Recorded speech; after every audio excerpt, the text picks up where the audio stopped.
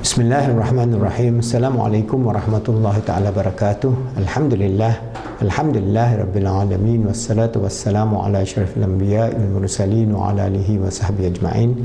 Alhamdulillah, with the grace, mercy and the permission of Allah subhanahu wa ta'ala, we continue our da'wah where we upload more than 600 videos in the various YouTube channel for you to study and then get yourself certified as a life coach. And the whole idea is in this 21st century, how we're going to transform ourselves, the family, the ummah, to be a family and ummah of achievers that is based on the transcendent value of Islam, Dinul Islam. And I've given you the idea of the nature of Iman, and the attributes of Allah, the religious principles, the 20 sifah as we understand within the framework of Ahlul Sunnah wal Jama'ah. Okay, and then I've given you the understanding also of the proof of the essentiality of the wujud or the existence of Allah subhanahu wa ta'ala. So there are many previous videos. You go to our previous videos about the cosmological argument. Al-Ghazali's cosmological argument prove the existence of Allah in terms of the proving of the minor and the major premise, and then how we use kalam argument, that means the logic that we have taught you, all right, and how the creator or God is the essential or the necessary being and is not something that is being created, whether it is adar or atasasul. All right, and we have given you this idea. So now once you have this framework of the wujud of Allah, before we go into all the other sifah, because we have sifah, the first sifah that we have to prove from the perspective of our belief system is the wujud of Allah, the existence of Allah. If after we have that, then we have the everlastingness, wujud, qidam, baqa, mukhalafatuhu lil hawadith, qiyamuhu ta'ala bin nafsi, wahdaniyah, kudrat, iradat, and so on. Everything is bounded by the proof of wujud. And to the proof of wujud, we have many approach to it. So in our book, I have combined, all right, in our book Positive Islamic Psychology, on the nature of the creator and the created self. There's one chapter. This is on this chapter on the nature of the creator and the created self. It gives us all those challenges to the atheists, because we have not only the teleological argument for the existence of God, we have also the cosmological argument, we also have the ontological argument, and all these I have framed it together one by one so that it becomes a way of helping Muslims as believers why we believe in the existence of Allah. Okay, for example, if I say, okay, we believe in Allah because from the previous kalam argument we say that this universe is created. So how do I prove this universe is created? Then I'll show you a video of the Big Bang, for example, and then you can understand this whole thing. So I will go through one by one, but if you have our book, or you can request to download this copy, it has given you all the argument, not only from the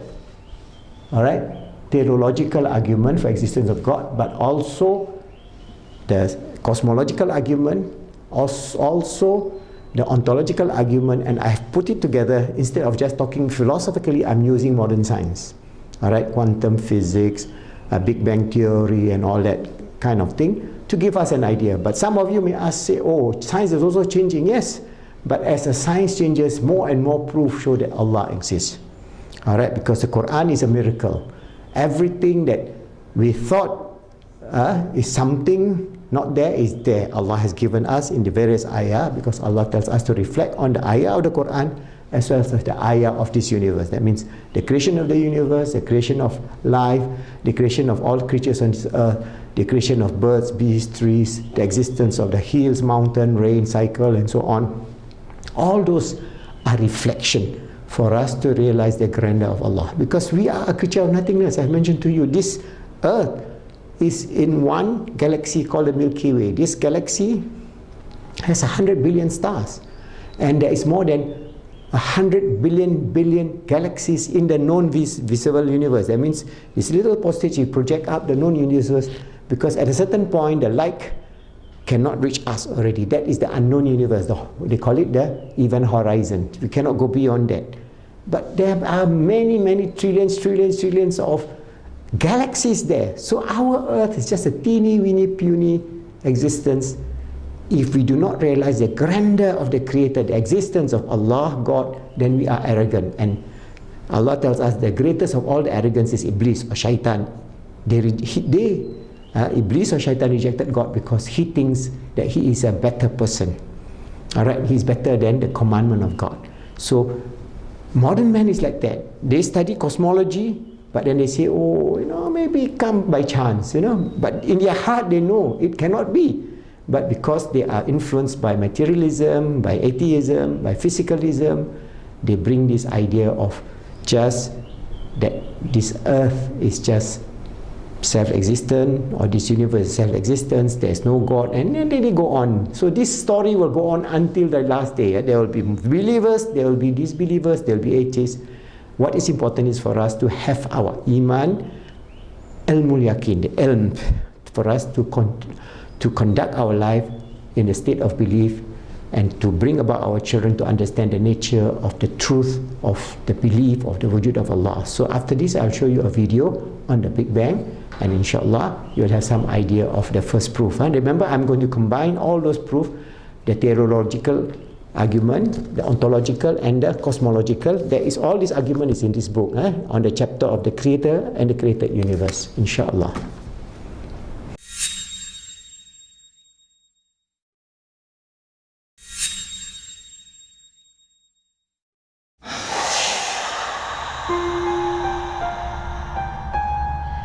So, let's start at the very beginning, around 13.7 billion years ago. Before there was any time or space as we know it. Actually, we really don't know what there was at or before the very beginning of the universe. But we do now know what happened a tiny fraction of a second later.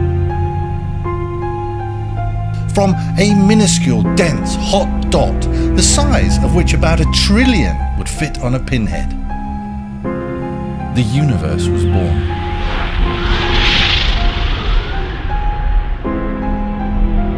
When it came to be, it unleashed an unbelievable amount of energy, and for a brief second it expanded faster than the speed of light, growing to the size of a galaxy.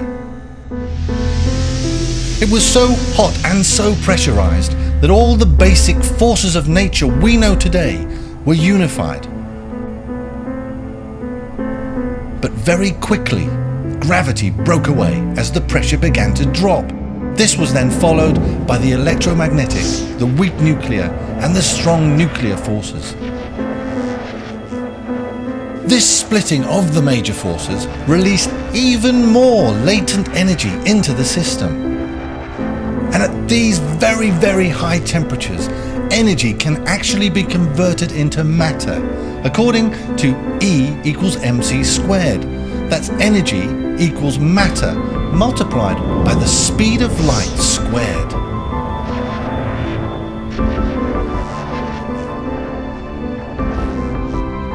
So these huge amounts of energy can therefore produce matter and antimatter, which immediately annihilates each other to return back to energy.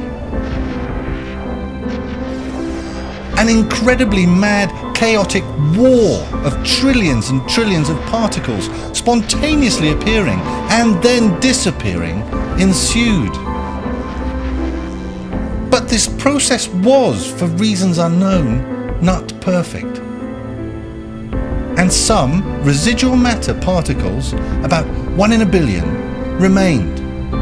And this makes up all the stuff we have today.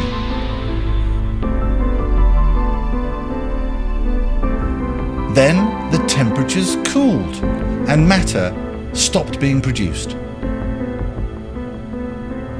The universe was filled with a dense, hot, fog-like plasma of energy and matter particles, consisting mostly of hydrogen, some helium, and a very small amount of lithium. And this continued to expand until its temperature eventually fell to 3000 degrees Kelvin, around 380,000 years after the Big Bang. At this particular temperature, electrons can settle into the atoms, and behave as they do today. So from this opaque plasma fog, there suddenly was a massive release of light.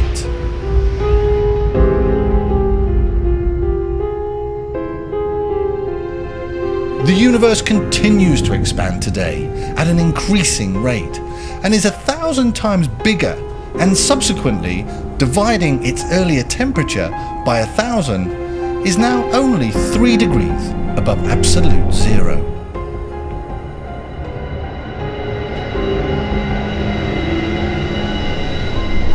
Well, let's take a look at some of the evidence for this theory. It turns out that stars are moving away from us. We see this through the redshift of the light wave as it recedes from us. This is a bit like undulating a skipping rope. When it is loose and close together, it produces bigger waves as you move it. These bigger waves equate to the blue side of light. As the rope is stretched, these waves reduce in amplitude and show that the wave is longer and redder and is therefore moving away. The universe is therefore expanding. Yesterday it was smaller than it is today, and therefore had more pressure and was hotter in the past.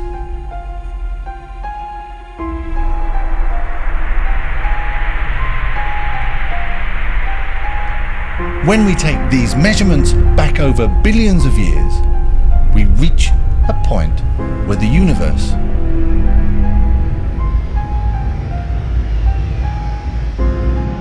had no size at all.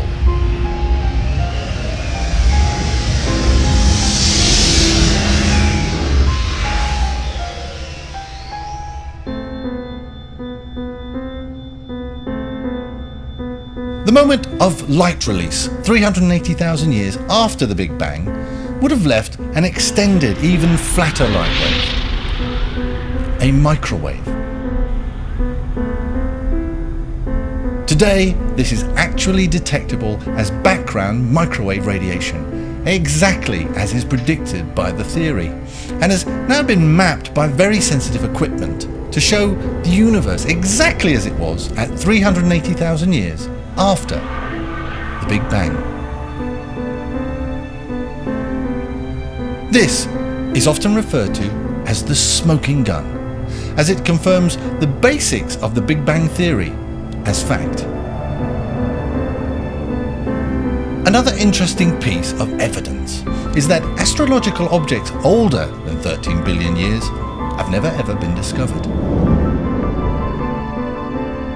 The minimum amount of hydrogen and helium around now is again exactly as is predicted by the Big Bang theory. However, the theory still has a few hiccups.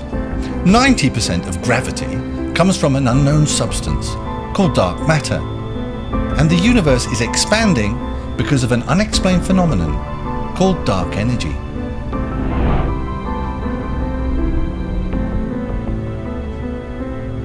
We still have not directly detected either of these and do not know exactly what they are.